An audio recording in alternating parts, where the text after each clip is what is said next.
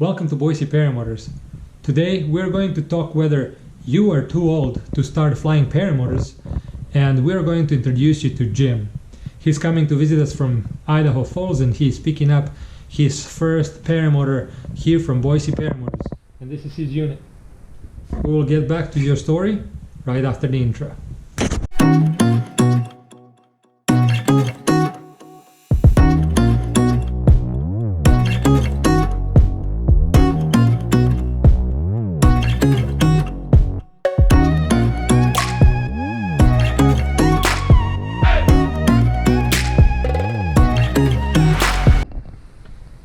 So we're waiting right now for Jim, and I want to kind of give you an introduction how I met Jim. I have a website, www.boiseparamotors.com, and Jim is from Idaho Falls, so naturally he was looking for somebody to get him involved in paramotoring here in Idaho. Idaho Falls is on the other side of the state. It's like 3.5 hour drive from Boise, and so he gave me a call and we started talking about it.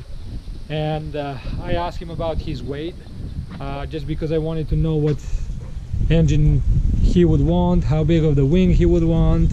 He said he had no experience in it, in flying paramotors, and finally I asked him, how old are you, after he was telling me what all he accomplished in his life, and he said 73, almost 73, and I thought to myself, well, what do I think about that? Is he too old to fly paramotors? Honestly, I think that people need to live their dreams, and we fly paramotors because we love it and we want to live our dreams. And why stop somebody who's 73 years old of living their dreams if they want to do it? He was interested a little bit in a foot launch. I tried talking to him about trying trikes just because of his knees and stuff, and he's in really good shape, and he can probably do foot lunge with not that much difficulties, but he has a bad knees, and so because of his bad knees he kind of agreed that for him the best thing would be really to do the trike. So the motor and the paramotor that he's buying from us, he's going to be mounting on a trike that he bought plans for and he made, and we hope that that's going to work out for him. Alright, so I'm super excited. Jim texted me, said he's gonna be here in 10 minutes, and we're expecting him anytime. We'll see, he's coming 4 hour drive, and he sounded pretty excited. We're excited to give him his paramotor and hook him up. So anyways, that's about it. I think that's him actually coming. So you can see in the background, that's Jim coming in his truck. So all right,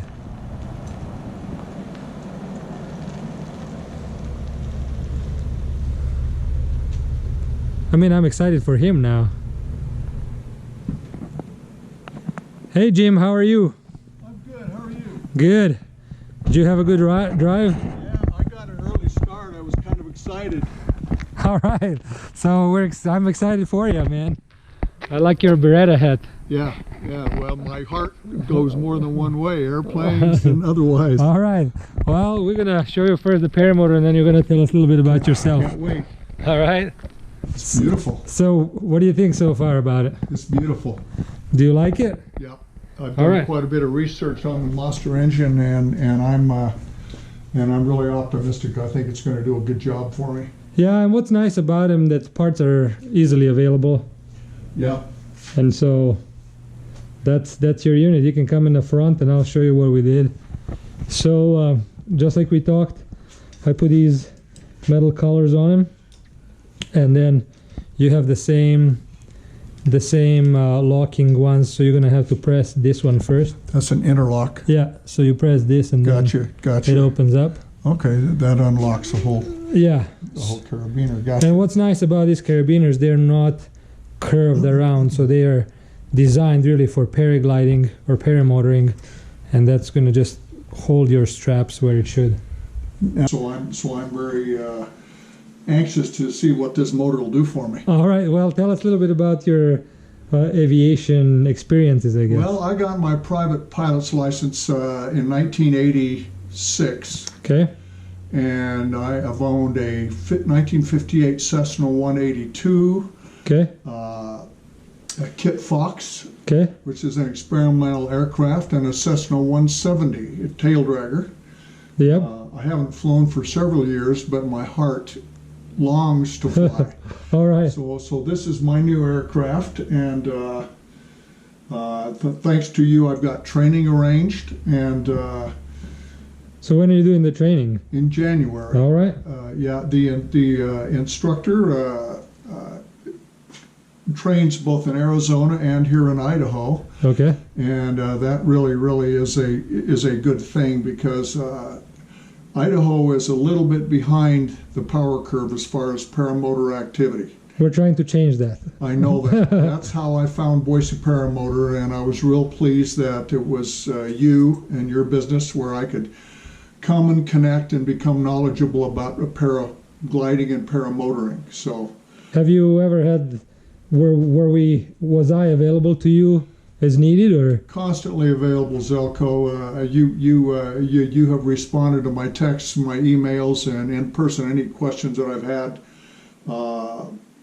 I have to share that not only am I comfortable with the business that you and I have conducted so far, that you've opened up your home and your family to me, and appreciated my family and how far Sure. I have to come to see you, and so I appreciate that relationship as well as the business side. Well, I sure appreciate both sides as well, and I'm glad that I was here for you, and you were here for me too. I mean, because if it wasn't for the customer, the business wouldn't work, right?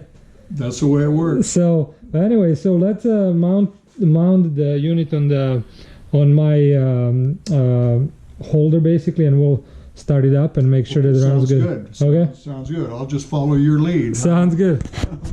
All right. Well, all right. I'm here with Jim. Jim, you didn't tell us, how old are you? I'll be 73 in 2 weeks. 73, and you're buying your first paramotor. Yeah. Well, intellectually, I'd like to think I'm a little younger, trapped in a 73-year-old body. But there's a pilot. There's a pilot in here somewhere. Okay. Well, I agree with that. So let's go through the startup procedure. We already checked. We checked the screws. We made sure that everything's tight. One of the most important things is we want to make sure that none of these little webbings and harness parts are going to get caught in the propeller, which they're not. We don't want this caught in propeller either, so we kind of want to tie everything up. Hard to do things one-handed. Yeah, but anyways, so that'll secure it good. That's enough. That's not going to fly out. Okay. But so first thing we're going to really do is I'm going to let you do it. Press the prime bulb just once. Do you see it? Yeah. It's going to be much no, the big bulb. So the big the primer bulb. Yeah. All right. Press it once. I see fuel flowing in Okay. the fuel line. Press once the button. Okay. And now we're going to make sure we have a throttle, right? And we're going to make sure the throttle has a full range and it comes back close. Wide open. Yep. All the way shut. Throttle clear. Okay. Okay. You're going to hold the throttle and come on this side. Okay. And give it just a little bit juice on the throttle. Just a Just a little bit, yeah. crack. Yeah. Okay, you're gonna have to pull like a man. Oh, look at that. Now let me ask you something. Did we start it before this? No. Full start. Cold start. I felt the engine as a full Yeah. start. Okay, so give it a little bit. Let it go, and so that's where it's idling. Okay, and the propeller should slow down a little bit. Ideally, when it's at idle, it should not be moving at all like this, or it should be moving just a little bit.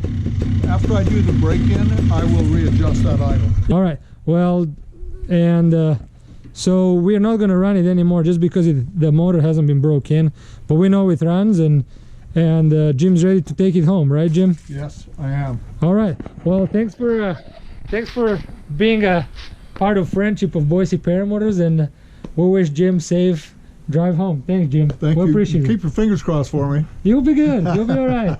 All right.